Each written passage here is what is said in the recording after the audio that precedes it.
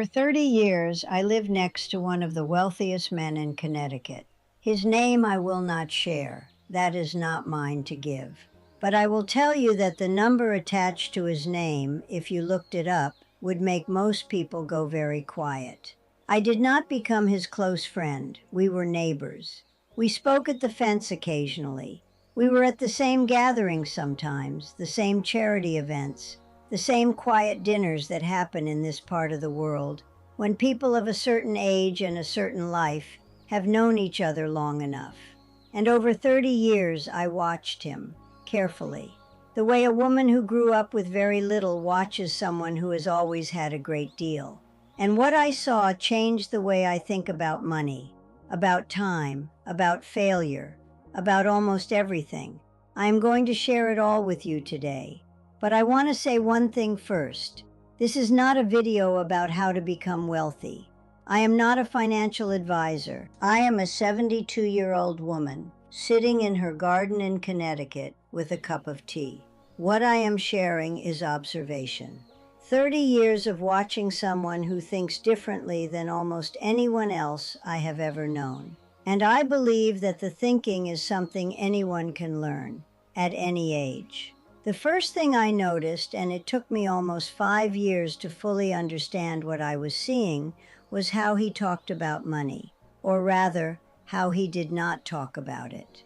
At dinner parties, when someone mentioned what something cost, what a vacation ran, what the renovation came to, he would listen politely and say almost nothing. He never compared, he never one-upped, he never mentioned his own figures in return. And he never, not once in 30 years, told anyone what something had cost him. I asked his wife about this once, many years into knowing them, very carefully, very obliquely. And she smiled and said something I wrote down that evening when I got home. She said, "He decided a long time ago that talking about money is almost always about something other than money. And he's not interested in whatever that other thing is." I have thought about that sentence for 20 years. Most conversations about money, when you examine them honestly, are really about status, about reassurance, about comparison, about fear dressed up as information. He had no interest in any of that. Money to him was a tool, a very useful, very serious tool. And you do not discuss your tools at dinner. The second thing I noticed was how he thought about failure. There was a period, I would say he was in his early 60s, when something went significantly wrong with one of his investments. I will not go into detail, but it was known about, in the quiet way that things are known about in a community like this, and the number involved was not small. I watched how he moved through that period, and what I noticed was what was absent. There was no shame, no withdrawal, no change in how he carried himself at the fence or at the dinner table or at the charity events. He spoke about it when it came up, the same way he might speak about the weather. It happened. Here is what I learned. Here is what comes next. I had always believed up to that point that failure was something you recovered from, something you got past. What I understood from watching him was that he had never seen failure as something to recover from in the first place. It was simply information, expensive information sometimes, but information. That is a completely different relationship with risk than most people I have ever known. I come here every single evening and I sit with you because my house is quiet and I believe the things I have learned over 72 years deserve to be said out loud rather than kept. If you are new here today, subscribe. I upload every day, every single one. The third thing I noticed was how he protected his time. He said no constantly to requests, to invitations, to opportunities, to people. And he said it without lengthy explanation, without guilt, without the elaborate apology that most of us attach to a refusal. I noticed this because I was, at that stage of my life, constitutionally incapable of saying no to almost anything. I said yes to things I did not want to do, and then spent the days before dreading them. I said yes to people who drained me because refusing felt unkind.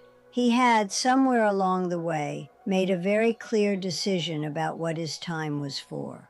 And everything that did not fit that decision received a polite, unhesitating no. I asked him about this once, directly. We were standing at the fence, and I said, rather boldly for me at the time, "How do you decide what you say no to?" He thought for a moment, and then he said, "I ask myself if I would say yes if it were happening tomorrow. If the answer is no, I say no now." That one question reorganized something in my thinking almost immediately. I have used it ever since.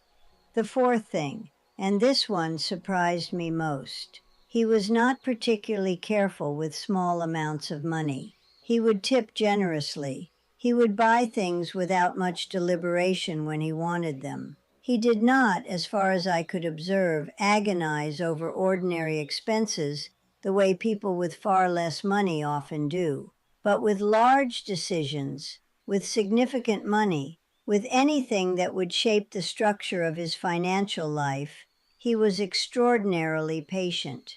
He would think for months. He would ask questions that seemed almost simple, but clearly were not. He would wait when everyone around him was moving. What I eventually understood was that he had very consciously decided where his mental energy around money was worth spending. Deliberating over small things is exhausting and largely pointless. Deliberating carefully over large things is where the real decisions live. Most of us do it exactly backwards. We agonize over small expenses and make large decisions impulsively, emotionally, quickly. He had reversed that entirely. The fifth thing, the one I saved for last because it is the one I think about most. About 15 years ago, at one of those quiet dinners, I was sitting near him and we ended up in conversation for longer than usual. And at some point he said something that I have never forgotten. He said, "The most expensive thing most people own is a belief they have never examined." I asked him what he meant. He said, "Most people are operating from assumptions about money, about themselves, about what is possible for them, that they formed before they were 20 years old. And they spend the rest of their lives making decisions from inside those assumptions, without ever once questioning whether the assumptions are still true, or whether they were ever true at all." I was 57 when he said that to me, and I sat with it all the way home.